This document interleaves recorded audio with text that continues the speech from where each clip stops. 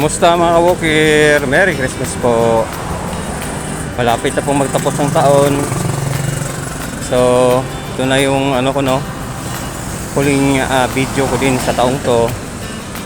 Kasi sa susunod na taon, isagawa naman tayo ng mga panibagong updates. So, nandito tayo ngayon sa May Matina. Kasi update ko kayo sa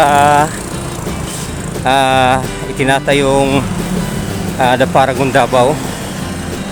Ito yung viral na video ay nagusali mga ka-walker nung nagdaang lindol, na yung crane nahulog yung ano niya, no, yung mga kargang hollow blocks at saka simento. So pupuntahan natin siya mga ka-walker, no. Nakikita nyo yung dulo niya.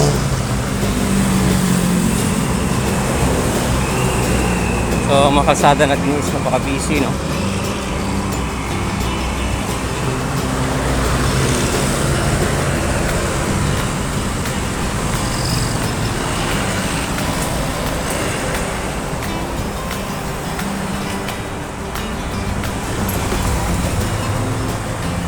The Paragon Davao is ano siya, no, 28 floors na gusali. Yun siya, nakikita niyo sa mga photo.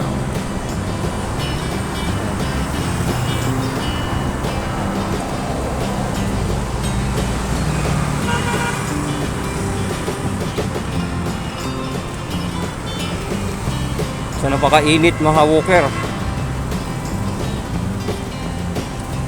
Napakainit talaga ng araw pag mga 2 o'clock PM po.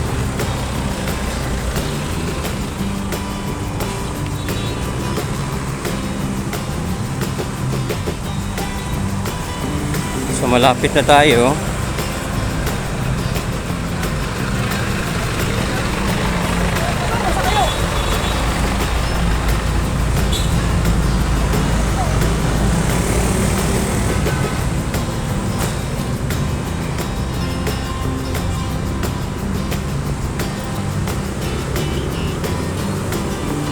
Yan naman yung University of Mindanao. Lapit na po siya dito kasi nakaharap siya, no. So ikot tayo. Dito tayo buha sa ano lang, sa may baba.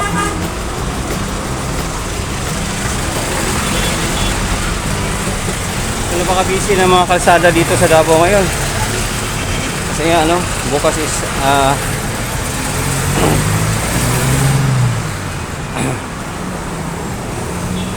napakadaming nagsha-shopping.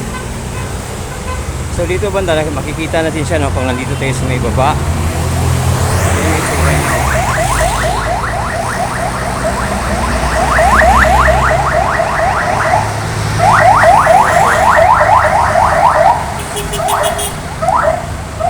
Yan yung crane na sabi ko sa inyo dati, nagbubuhat siya ng mga mula sa ibaba. Sigawan yung mga tao dun sa may mga kabayan sa may baba niya ng mga ka-walker. So ayan, halos magkakasabay lang silang itinayo ng ano, no, ng tawag dito ng to-autopic plane. Kasi ito po yung to-autopic plane, ganito din yung ano parang patapos na din. So may akyat tayo dun sa may footbridge. So yan, no, malapit lang siya sa ano, no, malapit lang siya sa University of Mindanao. So akyat tayo sa may footbridge.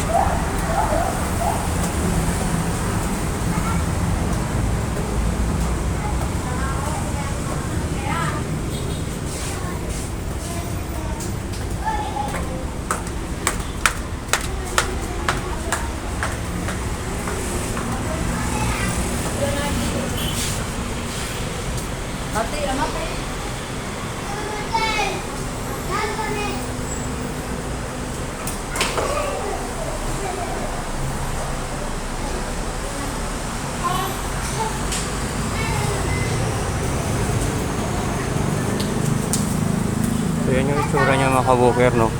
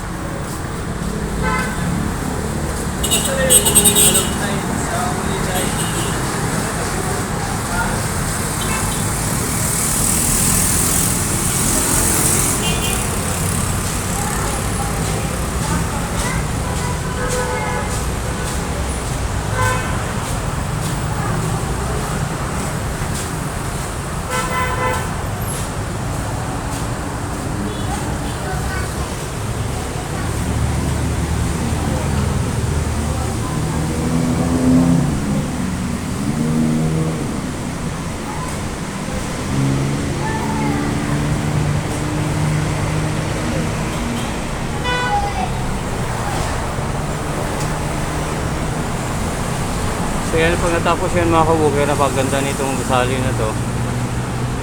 Kasi pag kakuha kayo ng unit yan, malapit na siya sa mall, malapit na siya sa mga paaralan, tsaka downtown area na siya mga kabukid.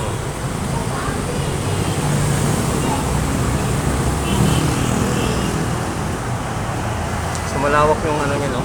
Yung land area niya.